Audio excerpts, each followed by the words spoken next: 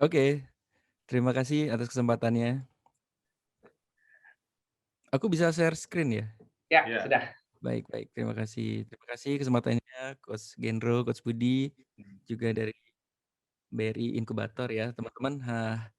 Hari ini saya mau lebih ke sharing ya, materinya kan bangkit dari keterpurukan. Jadi by the way saya sudah bangkrut itu lebih dari 18 kali. Bener-bener. Jadi udah saya 18 tahun berbisnis, 18 kali bangkrut, kata orang bilangnya berarti tiap tahun bangkrut 1. Iya. Ternyata ternyata nggak gitu ya, 18 kali bangkrutnya itu yang di awal-awal. Jadi, kalau boleh sharing ya teman-teman, banyak banget pebisnis-pebisnis yang bilang kalau mau berhasil itu bangkrutnya harus 7 kali. Tapi saya kebablasan 18 kali teman-teman. Baik, ya, mantap. Nah ini usaha saya yang di tempat ini, jadi saya mulai usaha tuh dari SMP, jujur dari SMP, SMA saya belum pernah kerja sama orang. Dulu saya mikir mau kerja tapi nggak jadi gitu, katanya kalau jadi pengusaha, dapat uangnya bisa cepet banget kayak roket gitu, tapi bisa hancurnya juga cepet banget. Jadi bagi Benar sih. teman-teman yang di UKM ya, ini deh, apa, semangat terus ya, pokoknya semangat terus. Kita ngelihat roketnya aja ya, jangan lihat ininya ya. Oke, ini suasana gudangnya. Jadi dan ini bener ya, pandemi nih Coach, jadi parah Mhm. banget ya. Saya tadi baru baca Sentro itu baru tutup ya Ya, Jogja. di BSCen di dekat rumah saya juga akhirnya tutup Oke, juga tuh, gila Oke. ya.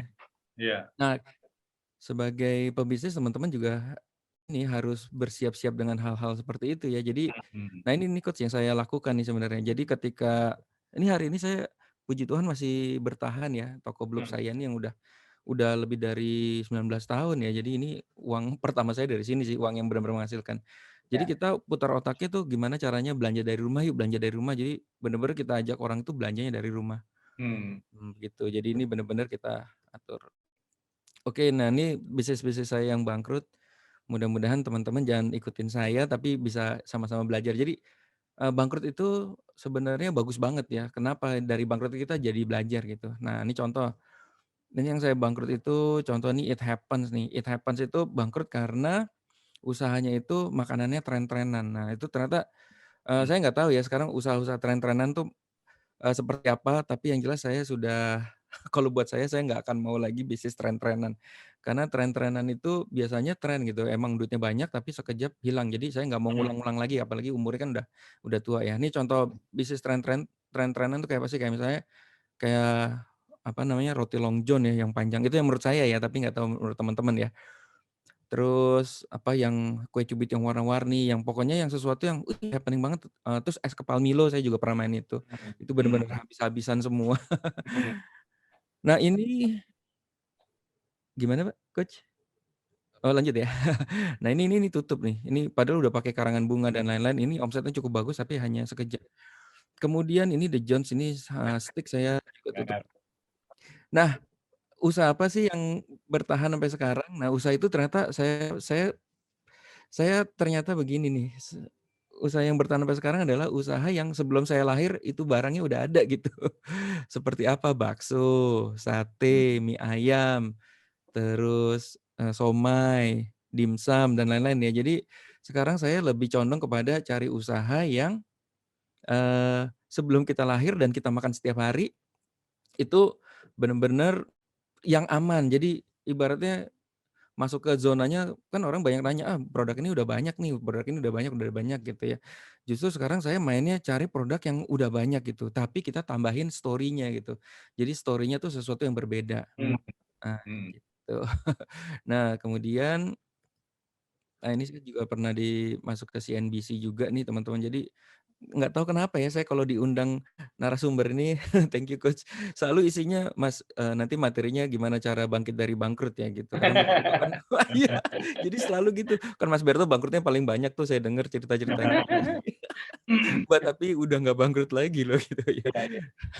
Jadi sebenarnya bangkit dari bangkrut itu jadi buat teman-teman yang UKM, semangat ya teman-teman. Jadi Tuhan itu baik loh teman, Tuhan tuh baik. Kalau kita kerja keras, nggak pernah ngeluh, selalu bersyukur, itu nanti kalau saya selalu bilang Tuhan tuh kasihan sama kita lah. Ini Mmm. anak udah kerja keras tapi kok nggak dapet duit gitu. Kita terus aja, wah jangan-jangan usaha yang berikutnya ini masa Tuhan nggak kasihan sih. Jadi Tuhan tuh akan kasih sesuatu yang kita tidak duga-duga teman-teman, tiba-tiba deng gitu ya, nanti teman-teman kaget. Saya dulu tuh pernah cukup kaget ya, awal masuk kuliah itu saya, seumuran saya tuh waktu itu ya Coach ya, ini puji Tuhan ya, bisa beli 2 apartemen, 1 rumah, sama 2 mobil tuh waktu bener-bener masih kecil banget lah ibarat tuh teman-teman cukup kaget, itu juga hasil perjuangan cukup lama itu teman-teman ya. Jadi ada quotes yang bilang, "Kamu kerja keras 10 tahun, tapi jangan-jangan yang 1 tahun terakhir ini bisa menghasilkan uang yang sangat besar," gitu. Jadi tetap semangat terus aja. Nah, bangkit dari bangkrutnya itu gampang. Kalau misalnya teman-teman hari ini lagi bangkrut, bersyukurlah karena abis itu, istirahat itu biasanya saya 2 hari sampai 7 hari. Jadi diem dulu, langsung mulai yang baru. Jadi yang lama itu udah lupa. Jadi kita bener-bener teman-teman lupain deh yang bangkrut. Kalau kita mulai yang baru tuh udah lupa yang lama gitu, udah nggak kepikiran, nggak baper lah gitu ibaratnya ya. Mmm.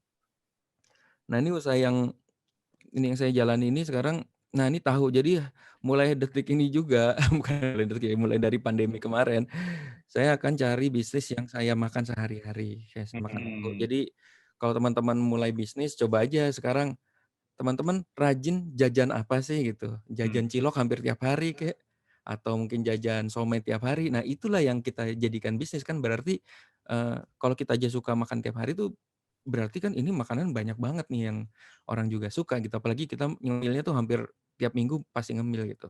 Mmm. Nah ini puji Tuhan sekarang udah 430 cabang ya teman-teman dalam 1 tahun ya. Jadi dalam 430 ya. Ini Wow. setahun yang lalu masih 200-an sekian, tiba-tiba iya, kemarin 100, luar biasa. jadi emang, bener Kos, waktu itu 2 apa 3 bulan itu 200 cabang. Nah 1 tahun Iya. itu 400 cabang. Dulu kan pas buka itu sebelum pandemi, jadi pas buka Mhm. itu langsung pandemi, saya pikir, "Wah habis nih, udah nih orang teman-teman pada habis," gitu. Oh ternyata, eee, apa namanya, gelondongan begini, gelondongan, gerobakan begini ternyata jadi favorit sekarang. Hmm. Mmm. Nah saya mau cerita sedikit yang di sini nih. Jadi kalau misalnya saya punya guru branding ya Pak Subiakto Ya. ya. Nah ini nih Coach, ini seru banget sih sebenarnya. Sekarang semua bisnis-bisnis besar tuh, masuk ke pinggir jalan gitu. Nah ini Hmm. sebenarnya bagus buat kita nih para UKM yang kita Iya. biasa dagang pinggir jalan tuh kayak ikut keangkat derajatnya lah gitu ya. Tadi kan bilang kalau mall kan keren, ternyata sekarang orang yang di mall pindah ke jalanan gitu. Jadi Iya. Hmm. ini cukup ngangkat kita juga nih jadinya, wah kita brand-brand kita yang jalanan tuh jadi ikut keangkat gitu. Iya. Hmm.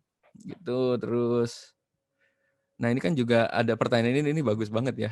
Kalau punya modal bisnis 50 juta mending pilih yang mana nih? Iya. Bikin 5 gerobak apa 1 outlet gitu. 5 Iya. gerobak. 5 gerobak. Iya, tapi ada aja sih teman saya yang outlet karena gerobak itu kan kadang gengsinya masih kecil ya. Iya. Kadang-kadang kalau gerobak itu, ada coach teman saya juga, kayaknya kurang gengsi gitu ya. Tapi kalau saya tuh sekarang, lebih kepada dia cash flow-nya lebih cepat gitu. Jadi begitu Hmm. kita Heeh. buka hari itu juga, itu orang melipir langsung dapat cash flow, langsung masuk loh. Langsung Iya. masuk masuk kantong gitu ya. Iya. Jadi emang nih bisnis pinggir jalan ini menurut saya kalau teman-teman yang belum pernah mulai bisnis, bisnis pinggir jalan ini adalah yang paling terbaik sih buat saya ya. Jadi caranya gimana sih? Caranya ya bikin aja 1 gerobak dulu, Kentucky aja gerobaknya jelek ya. Kerenan gerobak saya bilang. Biasanya nih, apa dia menyesuaikan kita ya gitu ya. Heeh. Tapi dalam arti ya bikin aja seperti ini, kalau saya mulainya gini nih Coach, dulu waktu tahu tuh mulainya ya bikin dulu masak sendiri, terus kita broadcast aja ke teman-teman. Jadi sekarang ini broadcast adalah bukan spam ya. Kalau ada orang kan, "Oh lu jangan jualan mulu." Kalau era pandemi ini broadcast adalah kita menolong teman ya. Jadi kalau teman Hmm. broadcast jualan makanan itu kita nggak akan dimarahin kok, kita nggak akan dibully, malah orang tuh beli gitu. Jadi kan kita saling tolong-menolong antar teman. Jadi mulai dari broadcast itu Coach, jadi mulai broadcast. Kemudian setelah itu kok rame ya, udah mulai bikin gerobak aja kecil seperti ini, cari Indomaret depan, pasang, udah Mmm. nanti, pakai strategi digital dan lain-lain, ketika rame, pakai influencer, udah pede aja, buka kemitraan gitu. Who knows Mhm. aja teman-teman bisa 1.000 cabang juga gitu ya. Seperti itu ya teman-teman ya. Mmm. Nah ini saya suka quote yang ini nih, Speed Wealth ini, "Kesuksesan adalah keterampilan yang bisa dipelajari." Ini Mmm. buku Mhm. udah 20 tahun lalu dan saya sampai sekarang masih pegang karena ini menarik banget sih, karena apa ya, ternyata orang kaya itu kita bisa pelajari gitu. Jadi kalau kita mau kaya kayak orang kaya, Mmm. ikutin aja caranya mereka gitu dan kita bisa berhasil juga kok. Jadi if you want to ini kan Anthony Robbins yang bilang juga ya, jadi memodel aja. Saya gerobak ini jujur ya, gerobak tahu go juga, saya jiplak gerobak pinggir jalan juga, Coach. Cuma ini kok gerobak pinggir jalan, tapi sayangnya mereka desainnya nggak ada seperti itu ya. Ya udah Mhm. makanya kita bikin, tadi pentingnya brand juga ya sama story, kita bikin story sama brand-nya. Ini Mario Bros, ini misalnya teman-teman sekarang lagi ada nggak teman-teman di sini yang lagi bangkrut ya? Kalau lagi bangkrut, ini 3 mantra ini cukup powerful sih, saya ikutin ini dari Mario Bros nih. Jadi massive imperfect action, jadi kita action-nya harus masif walaupun tuh berantakan udah action aja dulu gitu ya. Terus bekerja seperti Lionel Messi ini dibilangnya. Jadi kerja tuh kayak tiap hari tuh kayak hari terakhir lah ibaratnya gitu ya. Mmm. Terus duit scare, duit distract tuh jangan ini yang paling menakutkan nih. Jadi lakukan walaupun tuh lakukan walaupun itu menakutkan atau ke-distract. Kalau menakutkan kan Mhm. biasanya gini, kalau buka gerobak pinggir jalan nanti kalau ada preman gimana ya, nanti diambil gimana Iya ya, entar kalau nggak laku gimana, itu namanya duit scare ya. iya. Teman-teman kita tuh nggak pernah saya juga nggak pernah tahu bakal berhasil atau enggak gitu. Jadi tiap kali bisnis ya buka aja, saya cuma percaya tadi bagus Mbak Nita ya, pokoknya percaya diri aja, bener itu bener banget. Percaya diri yang tinggi, selalu bersyukur, itu nanti udah Tuhan yang ngasih hadiah lah. Duit distract nih biasanya nyalain anak nih, gara-gara, aku ada anak 3 nggak bisa ngapa-ngapain." Nah ini harus dihilangkan nih. Jadi Iya. lakukan itu walaupun banyak distract, jadi cukup Mmm. bagus sih. Nah ini buku kungfu saya 4 Secret ini sih sebenarnya. Jadi yang paling penting sih sebenarnya makanan tuh harus enak, ini Coach, aku lagi nonton ini, Itaewon Class ya, karena Ya, lagi ya. heboh banget. Iya. Itu wajib banget deh buat teman-teman UKM nonton, saya baru episode 6 sih sebenarnya, nanti jangan Mhm. dikasih tahu ya ending-nya. Tapi itu bagus banget, itu untuk UKM itu bagus banget. Jadi itu orang yang dari nol ya, kemudian membangun bisnis menjadi besar itu cukup. Nah jadi ternyata yang pertama itu rasa, jadi bener ya, produk itu nomor 1. Baru nomor 2-nya traffic. Kalau saya malah manajemen berantakan dikit nggak apa-apa, yang penting rasanya enak sama bisa tahu cara mendatangkan pengunjung, wah itu udah cukup, nanti tinggal beresin ke manajemen, udah. Jadi Mhm. kalau buat saya sih, menurut saya paling penting 2 itu aja, bisa datengin pengunjung sama produknya enak, nanti tinggal beresin manajemen. Mmm. Oke, terus ya ini timnya orang hebat. Nah jadi di Taiwan Class juga bagus ya, tim itu juga pakai naluri juga. Jadi bukan berarti orang bodoh itu nggak bagus ya, tapi kalau kita kasih nah ini traffic ini saya suka pakai dream customer ini nih, dream customer. Jadi ilmunya Russell Russell Brunson ya. Jadi dream customer kita cari 100 orang yang paling berpengaruh yang akan mendatangkan pengunjung ke kita. Itu siapa sih sebenarnya? Nah, itu mereka-mereka sebenarnya influencer yang paling gampang. Jadi sekarang kan banyak banget influencer-influencer ya. Cari aja influencer di Instagram yang hobinya kalau kita jualan makanan ya, hobinya tuh makan terus gitu. DM aja, "Mas, aku promosiin dong produk aku dong. Aku harus berapa ya bayarnya?" Itu kalau kalau bahasa kita UKM yang baru gitu ya. Tapi kalau bahasa yang udah tahu namanya rate-nya berapa sih, Mas, kalau promosiin produkku gitu. Mmm. Nah, bayangin ya kalau misalnya kita ada 10.000, misalnya kita punya teman 10 orang yang follower-nya 10.000, itu kan 10.000 udah 100.000 loh kira-kira ya, Mhm. udah menjangkau. Jadi itu namanya dream customer gitu ya. Mhm. Nah ini kalau ini saya suka di pesan ini, jadi kalau mau dapat income ini traffic, produk, message. Jadi harusnya kan kita harus bisa datengin pengunjung ya, Mmm. skill, Setuju. produknya enak, nggak bisa dapat income nih teman-teman kalau kita nggak pakai pesan. Jadi makanya kalau misalnya aku jualan tahu nih, kan jualan tahu udah banyak banget nih. Nah, itu harus cari story-nya, jadi kita harus bikin story-nya nih, teman-teman. Jadi ini kalau kayak Air Jordan ini, sepatu Air Jordan nih isinya story semua. Jadi contoh nih, ini kan sepatu kan sebenarnya biasa aja ya, tapi menjadi keren dan menjadi mahal ketika dia bilang ini sepatu yang dipakai Michael Jordan saat, eee, final NBA. Jadi dia juara nih, Michael Jordan juara, itu jadi orang beli itu karena story-nya gitu. Di samping pasti kualitasnya bagus ya. Nah, teman-teman nanti kalau punya produk harus bikin story-nya juga. Nah, kalau saya dulu story-nya tuh simple, Coach, jadi pengennya simple ya teman-teman, jadi pengennya gimana caranya viral ya. Oh, caranya viral tuh kita bikin riak-riak kecil yuk, viral-viral kecil. Gimana cara bikin viral-viral kecil? Ya udah, saya masak sendiri, terus, makan sendiri, "Halo guys, ini enak banget nih sumpah," gitu. Terus kakak saya, ya istri saya, pokoknya yang punya Instagram-nya follower lumayan, kita kasih gratisin dan mereka suruh testimoni gitu ya. Nah, akhirnya riak-riak kecil itu akhirnya jadi riak besar nih teman-teman kan. Misalnya kalau kita punya 100 teman yang masing-masing 1.000 follower kan udah 100.000 ya. Nah, jadi simpel aja kayak gitu untuk datengin pengunjung ya teman-teman. Nah, kemudian yang paling dahsyat itu lempar itu ke kantor-kantor. Ini sebelum pandemi ya. Tapi efektif banget lempar ke kantor, ke arisan, karena biasanya ini adalah dream 100 kita juga nih, teman-teman. Mereka itu kan berkumpul di kantor kan biasanya kan gosip ya kan, rame lah istilahnya. Nah ini bayangin 1, 2, 3, 4, 5, ini ada 5 orang yang masing-masing pasti pasti punya punya media sosial ya. Mereka ini kalau mau ngomong enak nggak enak, dia akan ngomongin juga ke tetangganya, ke temennya, kalau pulang misalnya pulang dari kantor ngomong ke tetangganya, ibu ini nanti tiba-tiba ke medsos gitu, itu makin viral gitu. Jadi kalau ditanya bagaimana cara viral, viral kita ciptakan dari hal-hal yang kecil-kecil seperti ini gitu ya. Jadi seperti itu, jadi mencari dream 100-nya. Nah ini contoh Odading nih juga pakai pakai story juga nih teman-teman ya, cuma story-nya agak kasar ya. Jadi dia story-nya itu kan, lucunya dia tapi, menjurus kasar gitu. Tapi saya nggak tahu dia tuh dari 500.000 cabangnya satu hari jadi 10 juta per hari gitu ya, tapi nggak tahu sekarang ya. Malah, kesannya kurang baik ya, karena anak-anak kita jadi ngomongnya, "Anjing banget jadi kayak begitu semua," gitu ya. Tapi mudah-mudahan ya kita kalau bikin story yang itu aja ya, yang unik-unik lah ya teman-teman ya. Oke mungkin, wait, oh ya ini oke sampai sini tadi ya. Nah ini sekarang udah 400, bukan berarti teman-teman kalau buka cabang itu bakal mulus ya, itu problemnya, everyday jadi setiap hari, wah, problem itu hampir tiap hari, itu kita sebutnya namanya happy problem. Jadi kalau kita punya problem artinya kita bertumbuh gitu, kalau nggak ada problem itu sangat bahaya loh. Misal teman-teman punya usaha, gimana usaha lancar-lancar aja gitu, itu bahaya banget loh karena misalnya orang nggak akan bilang, mungkin ada orang yang bilang makanan kita enak tapi dia nggak jujur gitu, nggak ngomong gitu, itu kan sayang kan. Justru ada problem-problem begini kita harus namanya jadikan happy problem. Nah ini cabang-cabangnya ya. Nah saya sekarang juga bangun by Dimsum juga teman-teman, jadi kalau kita udah tahu polanya, teman-teman tinggal ya tadi kan sebenarnya polanya cuma 2, gimana cara datengin pengunjung sama membuat produk yang enak. Udah setelah itu bisa gulung sendiri tuh teman-teman. Jadi, saya sekarang lumayan cukup pede untuk bikin apapun asal barangnya enak ya, kalau barangnya enak jualannya gampang gitu ya.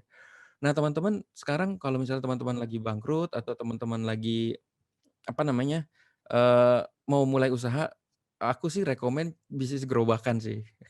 Nggak, saya nggak jualan franchise ya, tapi teman-teman bikin brand sendiri, mem-franchise sendiri, dan harus pede untuk bikin kemitraan.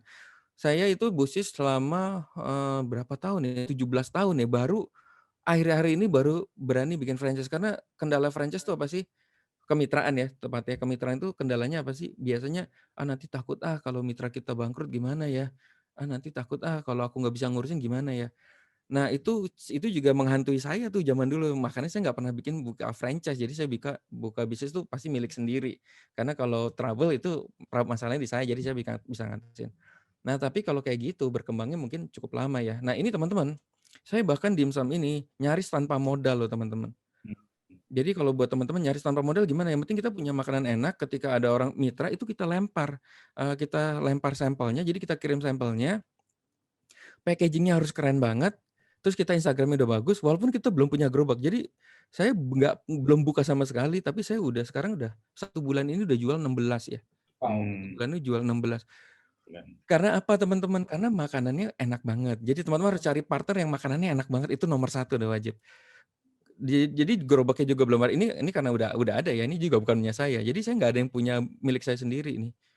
Jadi kayak jualan properti lah, jadi kita kayak jualan gambar gitu. Tapi kalau properti kan dia ngeliat show unitnya ya. Nah show unit kita tuh makanan yang kita packing dengan rapi dan unik gitu teman-teman ya.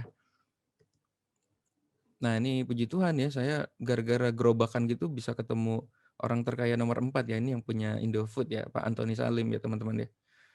Jadi agak cukup merinding juga sih saya ngeliat orang kaya tuh makannya apa sih. Makan tahu juga gitu ya. Ini kan ada tahu gonya ya, jadi Pak Antoni nyobain tahunya juga gitu. Waduh, tapi emang edan sih ya, emang saya nggak ngerti ya jam tidurnya ya. Saya meeting ini jam 1 pagi teman-teman, jadi Pak Antoni itu baru datang tuh jam 1, saya udah datang jam 5 sore gitu.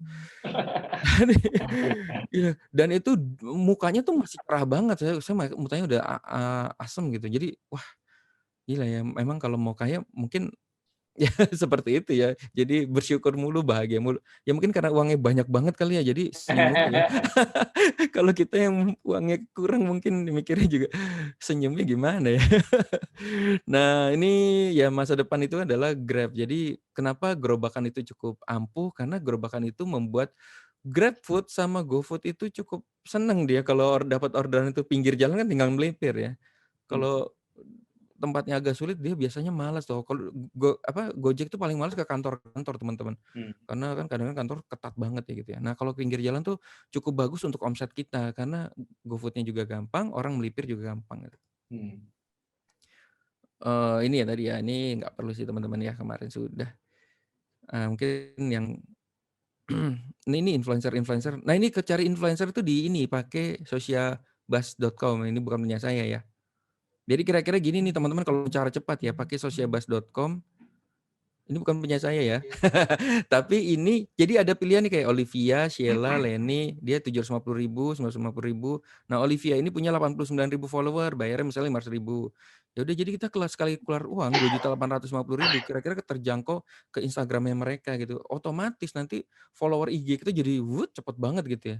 Dan itu kemungkinan tingkat closingnya tinggi. Kita mau jual kemitraan, mau jual barang itu cukup cepat ya dengan influencer ini. Tahugo itu influencernya hampir setiap hari. Jadi kita pakai 30 influencer setiap bulannya gitu. Jadi untuk menjaga momentum ya supaya brand-nya tetap terjaga itu pakai influencer aja. Karena yang paling susah itu adalah membuat konten. Nah ternyata untuk buat konten suruh influencer aja yang bikin konten karena mereka kan orang-orang kreatif gitu ya. Hmm. Gitu teman-teman ya. Terus ini sebagai apa ya? Nah ini nih yang saya lakukan sendiri nih zaman-zaman dulu ya. Ya bikin video sendiri di gerobak. Ini terus nge-review sendiri, enak banget gitu ya. Ya iyalah padahal nggak enak loh dulu awal-awal. Cuma karena saya harus jualan ya. Terus kita minta mitra-mitra itu suruh, masak sendiri gitu ya teman-teman ya. Ini Gary V.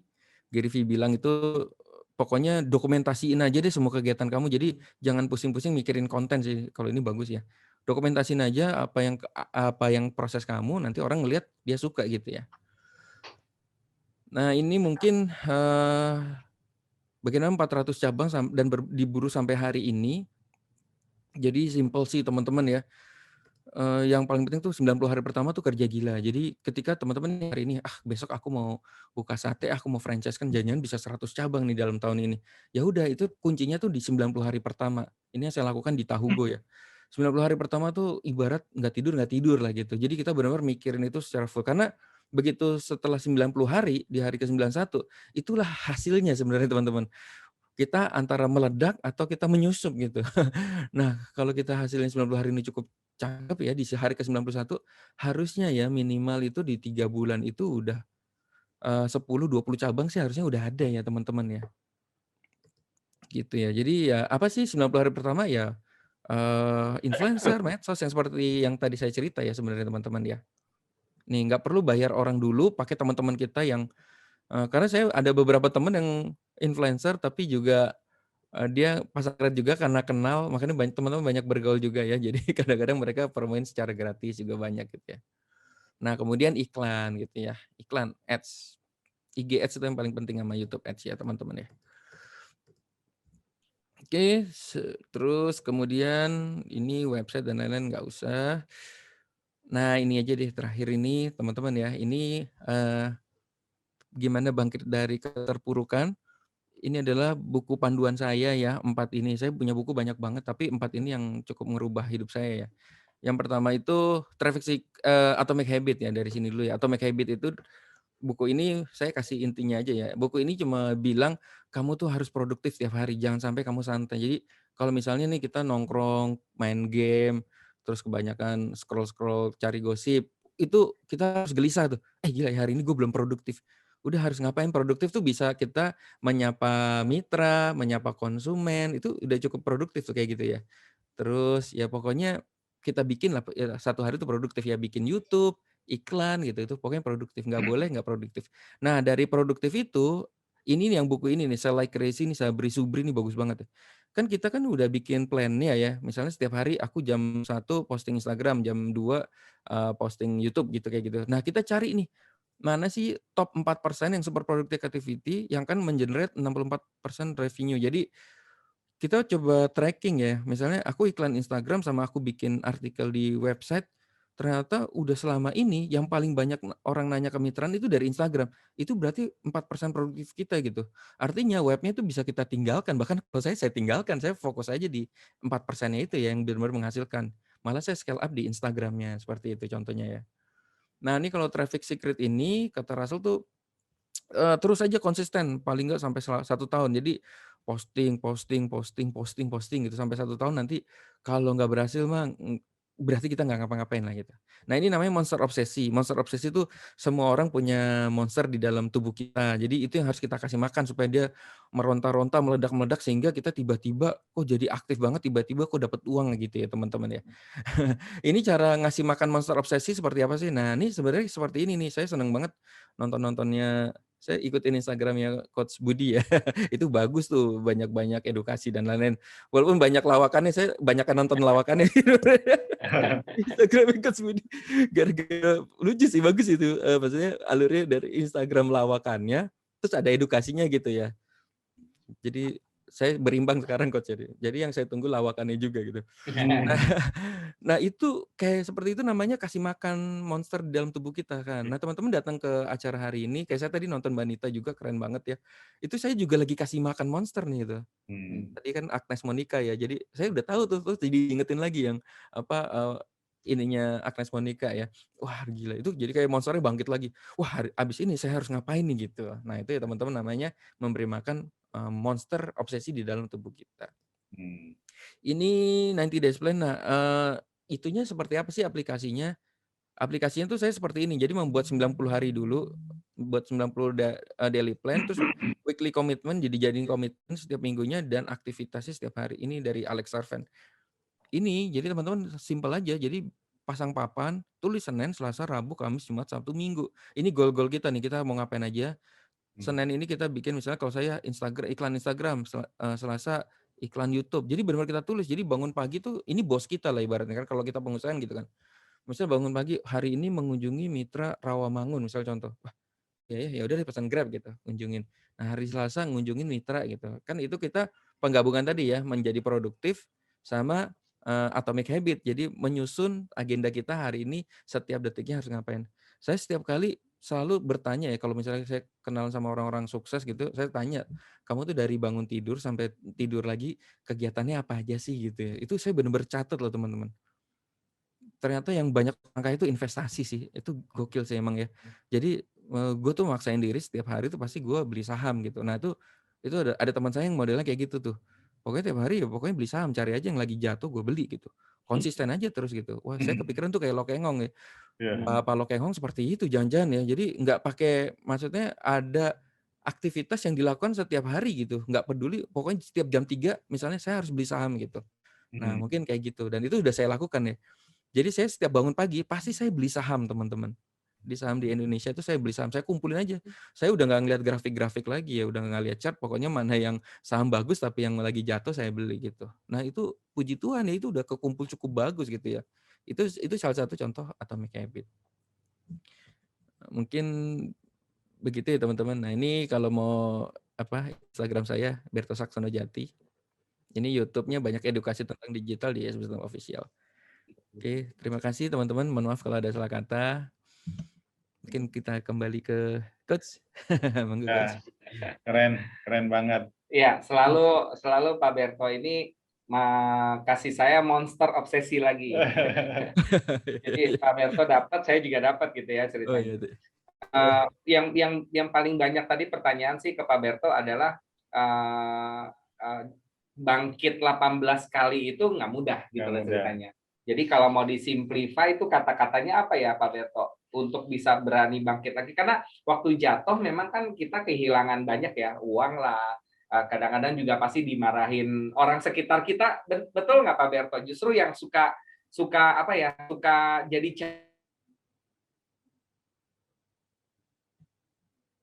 challenge itu justru orang-orang terdekat kita yang kadang-kadang justru bukan yang mendukung gitu ya. Kadang-kadang justru tantangannya orang tua, kadang-kadang istri kita sendiri atau suami kita sendiri gitu kan ceritanya. Dan mungkin apa ya? Saya percaya ini teman-teman UMKM bukan teman-teman yang udah pada berhasil. Justru Pak, yang datang di sini kan pengen lebih berhasil. Ya lagi jatuh pengen boleh 3 atau 5 kata saktinya Pak Berto untuk bisa bangun lagi gitu loh ceritanya. Eee, kalau saya simpel, jadi nggak boleh baper ya. Pokoknya begitu bangkrut, yang dipikirin tuh jangan masa lalu tuh langsung ditutup gitu. Yang dipikirin besok bisnis apa ya? Kayak misalnya saya contoh tuh habis bangkrut, apa ya, bikin es kepal Milo, saya langsung mikir, "Wah bikin bakso ah," gitu. Jadi di otak itu nggak mikirin es kepal Milo Ah, lagi, langsung, "Oh Ya. saya bisnis bakso ah," gitu. Langsung, apa ya, bakso kayak apa ya, brand-nya kayak apa ya, namanya apa ya, kayak gitu. karena langsung fokusnya kita membuat sesuatu dibanding fokus kita mikirin kenapa ya kemarin begitu gitu ya. Karena kalau Iya. mikirin kenapanya makin lama makin Makin dalam tuh. terpuruk Wah ya. iya bener, Tinggal kayak cari pisau kalau sama ditinggal jeruk pacar nipis. lah itu. Ya. Oke, itu yang pertama. Ada lagi nggak Pak Berto selain itu? Selain Ya langsung bangkit lagi mikirin yang lain gitu? ya habis nggak usah mikirin yang sebelumnya, kemudian langsung plan 90 hari itu sih yang paling penting sih. Oke. 90 hari dan tiap hari harus ngapain itu udah, gitu sih. Karena kalau kita udah bikin plan 90 hari, setiap hari kita ngelakuin apa, itu bener-bener Oke. bangkrut yang sebelumnya udah bener-bener lupa sama sekali, hilang gitu. Iya, Iya, iya, setuju, iya. setuju, setuju. Tapi juga saya percaya masalah doa nih. Jadi Betul. saya percaya doanya kita juga yang tadi Pak Berto bilang, Tuhan juga lama-lama kan lihat kita Kasihan. capek, kesian gitu kan. Iya Nah, iya, itu kan berarti kita juga ada doa gitu kan ceritanya. betul. Mungkin boleh di-sharing tentang doa gitu Pak. Oke, bener. Jadi, doa itu aku juga belajar kan dari dulu nggak tahu siapa yang ngajarin ya, mintalah sama Tuhan pasti Tuhan akan kasih. Jadi, itu ada siapa sih lupa ya, dulu diajarnya jangan minta, Tuhan tuh sebel tahu kalau lu apa-apa minta melulu, bersyukur katanya. Jadi Ah, saya doanya kebalik sekarang, Tuhan hmm, terima kasih hari ini walaupun omsetnya jelek tapi hmm, masih bisa bertahan dari pandemi kayak gitu. Jadi, Tuhan Ya. tolong dong omsetnya biar naik. Jadi bukan minta ya. Ya hmm. mungkin kayak misalnya teman kita mintaan mulu sama kita, "Bagi dong, bagi dong resepnya, bagi dong." Itu kan kita sebel ya. Iya, iya. Tapi kalau udah, gue bersyukur loh kenal lu," gitu ya. Malah kita mau kasih resepnya gitu. Ya, Mungkin kayak gitu kali. Mantap. saya mau tambahin sedikit nih. Oh ya Agnes boleh. Monica itu mengatakan, bersyukur bukan hanya atas apa yang dimiliki ya, tapi atas apa yang belum dimiliki juga. Oh iya iya, benar bagus. Oke. Arti siap. Langsung Artinya begini nih. langsung Langsung gini. Ya benar-benar. Ini Iya benar ya iya. kata Pak Hans. Ya. Kita belum punya, terus kita bersyukur. Iya. Karena kadang-kadang gini Pak Berto, justru kadang-kadang kalau kita udah punya, lupa bersyukur. Iya. Gitu Ah kan. iya benar Ya, benar benar. Iya keren. benar benar. Ya kayak lagi susah malah berdoa kan gitu biasanya coach ya. Begitu Nggak, sukses Pak lupa Berto. ya. Justru kalau kita lagi seneng, jangan juga lupa berdoa. Harus terus berdoa. Iya, Gitu. iya. Tapi tadi saya senang banget sama yang buku Atomic Habits ya. Itu yang Pak Berto betul-betul terapkan. Jadi hari ini saya harus bikin apa? Besok apa? Udah ada rencananya, even sampai 90 hari ya. Nah ini menurut saya ini inti banget, inti dari apa yang disampaikan Pak Berto itu 90 hari. Terus tadi ada dua hal ya, produknya harus enak, harus bagus gitu. Yang kedua datangin traffic ya. Iya. Saya lihat intinya cuma dua itu. Bagaimana produknya asik banget, enak. Yang kedua datangin traffic. Jadi kalau bisa punya dua ini sepertinya Kunci itu juga. kunci Itu suksesnya kunci. Roberto tuh ya. Betul, betul. Nah, jadi sekarang produknya kita enak nggak enak, makanya dites ke orang yang kita nggak kenal. Iya. Jangan orang yang kita kenal. Orang Iya, yang kita benar. kenal terus dikasih gratis. Udah pasti bilang enak. Iya iya. Dan tadi datengin traffic, Nah, Roberto udah influencer. jelasin. Pakai influencer, pakai social buzz.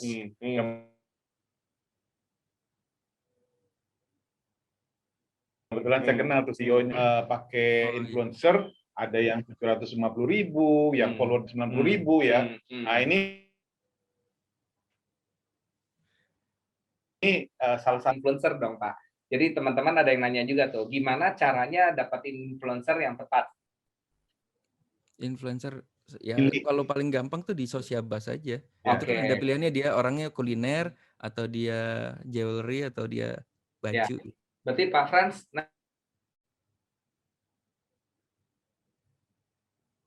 next kita bawa Skype biar teman-teman bisa langsung tepat sasaran gitu ya ceritanya. Betul. Iya, Iya. itu Nah, bagus tuh CEO-nya itu tuh, Iya. Social Bus. Rade. Siap. Coach kenal ya itu? Ya, kenal baik. Oke, mungkin ini waktunya masih cukup, Pak Berto, boleh kita buka sesi pertanyaan ya. Jadi ini ada beberapa pertanyaan, kira-kira konsisten, Tuhan punya rencana. Ini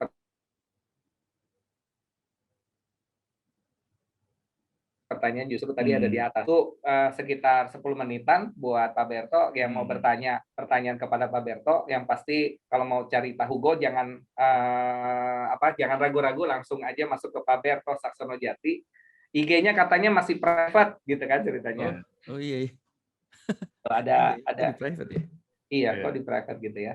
Terus kemudian ini tadi influencer. Roberto, bagaimana kasih nama jadi Tahu Go itu? Idenya dari mana itu? Nah, kalau nama tuh biasanya saya selalu carinya yang dua ngomongnya gampang gitu. Oke. Hugo itu Hugo tuh besar, jadi Tahu Go tuh kita tahu dari gerobakan pengen jadi besar gitu ya. Tadi mikir gitu. Ya. Untung bukan Go Tahu ya. Oh iya ya. Oke, ini ada nih dari Ibu Sumiati. Saya udah lelah jatuh bangun sampai lanjut usia.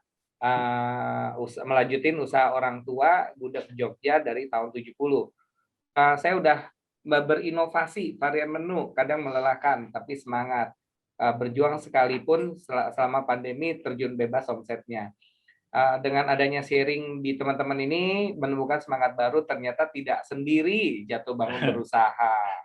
Jadi memang kalau ini komunitas gitu ya. Dapat ilmu bareng-bareng, belajar bareng-bareng, susah bareng-bareng, senang bareng-bareng gitu ya. Memang ini juga salah satu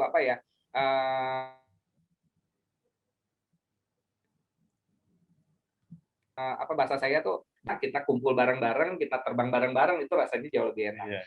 Jadi ini Pak Berto hari ini bisa selain komunitas butuh coach sih. Saya jujur saya pakai coach Yo. Karena kan waktu itu belum kenal Coach Budi. Teman juga ya Coach Budi ya. Iya. Berarti nanti saya coach Pak Berto deh. Nah, ini ada pertanyaan. Kalau gerobakan itu saya nggak gengsi. Cuman masalah di Uber sama Satpol PP. Pernah nggak ngalamin Pak Berto? Ada. Baru bukan Satpol PP sih, preman sih, lebih ke preman. Jadi aku ditaruhin, premannya marah suruh angkut lagi gerobaknya. Jadi paling simpel ya bener-bener pinggir jalannya bukan pinggir jalan yang memacu adrenalin juga ya. Kan ada Indomaret, ada stasiun yang emang yang resmi lah, semi resmi lah. Atau ada garasinya orang gitu kita ya. sewa gitu ya ceritanya ya. Selama ini yang dari 400 yang bermasalah cuma 1 itu yang diusir preman gitu ya. Karena mereka rata-rata udah ada pengelolanya sih ya di situ pinggir jalan tuh. Jangan sembarangan di jalan mana pasang gerobak gitu ya. Ya pasti Satpol PP gitu ya ceritanya. Oke, Pak Berto tadi ide bahwa pemiliknya itu menggoreng tahu itu, saya suka tuh idenya. Itu gimana ceritanya bisa seperti itu? Jadi gini, saya mikirnya misalnya saya ini kan misal followernya ada 1000 lah contohnya ya. 1000 ya. Kalau misalnya ownernya masak, rata-rata kalau owner itu punya 1000, 5000 sampai 10.000 follower kan lumayan nih. Sebenarnya ini sih agak-agak lumayan ngangkat brand tahunya gitu.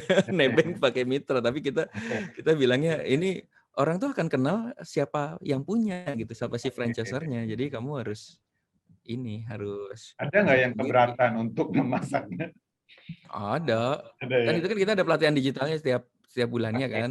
Cuma ada yang emang yang tipenya kan di balik layar aja deh gitu. Oke. Siap. Kalau ini pertanyaan cari influencer yang tepat, tetap Social Bus. Nanti kita coba hadirkan ya CEO-nya Pak Rade gitu ya. Terus apakah ada coach yang suka rela berbagi ilmu? Banyak. Cuman memang kita harus lebih kreatif dapetin ilmunya. Misalnya saya percaya saya pun membagi ilmu Pak Berto di misalnya YouCoach Academy. Saya membagi ilmu saya di TikTok gitu ya ceritanya, dan itu semua daging, maksudnya bukan cuma jualan gitu loh. Tapi yang namanya sosial media itu kan tidak mungkin nggak langsung ke permasalahannya mereka. Jadi ya mesti diikutin terus gitu loh. Jadi kalau dulu malah nggak ada Pak Berto, nggak ada TikTok, nggak ada Instagram, nggak ada YouTube gitu ya. YouTube pun kalau ada bahasanya bahasa Inggris, budayanya beda gitu ya, masalahnya berbeda dan seterusnya. Kita mesti cari keyword yang tepat gitu ya. Keyword tepat pun ini videonya banyak, mana dulu yang harus ditonton gitu kan. Jadi kalau saran saya yang sekarang kalau kita bicara mau cari coach gratis, banyak banget di TikTok gitu. Nah, cuman begitu kita udah dapat feelingnya segala macam, buktinya Coach Berto pun ada coach gitu ya, Coach Yo itu, dan saya percaya seorang coach bisa lebih jadi kaca spion, bukan cuma trainer gitu ya. Jadi kaca spion ini udah belum, ya minimal mecutin kita gitu. Dan asal Pak Berto ya, saya punya coach ya. Dulu kita bayarnya mahal, sengaja cari yang mahal supaya kalau kita nggak kerjain kita sakit gitu loh ceritanya. Jadi bukan justru cari yang murah. Nah, karena banyak teman-teman carinya murah atau gratisan gitu ya, akhirnya nggak dikerjain pun nggak kenapa-napa gitu loh.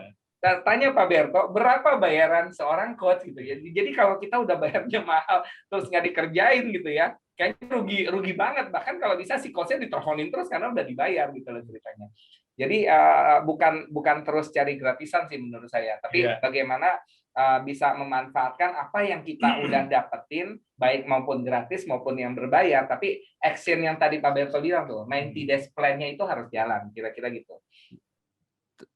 Tapi gini Coach, jadi dulu itu saya emang nyari Coach, jadi emang saya bukan ditawarin apa nyari. Karena kan saya mikirin gini, kok ada Indomaret banyak banget ya, terus Kentucky banyak banget, itu owner-nya gimana cara ngaturnya ya? Kok bisa jalan sendiri? Nah itu di situ saya nyari gitu. Ya.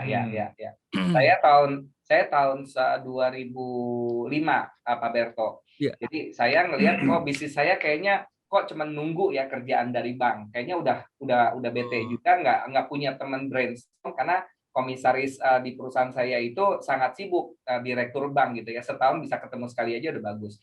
Kemudian saya ikut satu seminar, dan di seminar itu saya dapat kupon namanya check up bisnis gitu ya. Wah, ini lucu juga ya, kok bisnis bisa di check up gitu kan ceritanya. Dan waktu saya datang, saya di check up, oh ternyata saya lemahnya di sini, di situ, di sono. Saya udah tahu nih kalau saya datang pasti ditawarin jasa gitu. Ya udah nggak apa-apa, kan kalau kita nggak datang kita nggak tahu gitu kan. Jadi saya kaget juga Pak Berto, waktu di tahun 2006 itu saya bayar, tahun 2005 itu saya bayar coaching itu 12 juta Pak Fran, sebulan.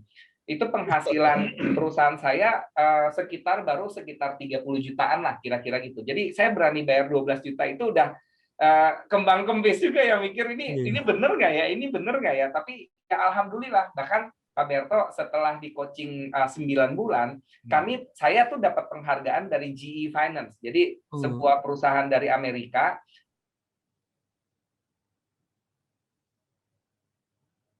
yang memberikan kita, sebuah perusahaan kecil, ruko doang gitu ya, bisa dapat penghargaan sebesar dari GE Finance gitu loh. Dan itu cukup memicu saya, kalau saya bisa, kayaknya saya mesti bantuin teman-teman yang lain. Jadi panggilan saya Pak Berto bukan untuk perusahaan saya harus bantuin teman-teman di seluruh Indonesia. Jadi selama 16 tahun ini, kayaknya ini pekerjaan yang menurut saya mengasihkan gitu ya, ngajak sukses bareng-bareng gitu loh ceritanya. Jadi ilmu yang kita cari dari luar, saya sama Pak Frans ini belajarnya gila-gilaan gitu ya ceritanya.